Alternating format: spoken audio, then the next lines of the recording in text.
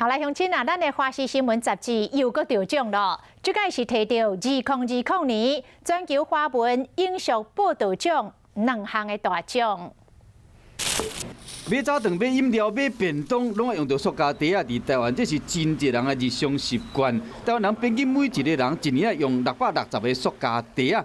要过伫新北市三峡，为了改变民众的习惯，用旧衫做成环保袋的活动。 甲生理人合作推出助少环保袋的服务。华视新闻杂志团队记者李义定、李武成亲自社区报道优秀的作品，得到2020年全球华文影视报道奖优等奖的肯定。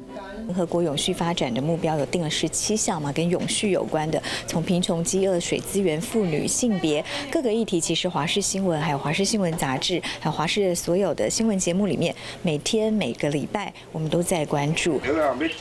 另外，当属滚楼铁车的专题，身在福中不知福，今日密报的地盘，家己关东少的五谷湿地，要细说伫新冠病毒疫情中。 密报被当作是战犯的印象，讨论甲密报共处环境影响，赶快得到优等奖的肯定。让在这一片混乱当中，其实媒体的角色责任更重要，是我们要把正确的资讯提供给大家。 几十万年来，人类甲密报斗阵了好好，却因为新的传染病，造成人会惊密报。华视新闻杂志用无共款的角度，带你熟悉密报，放下偏见，微笑甲大自然和平共存。好，来看我这边来。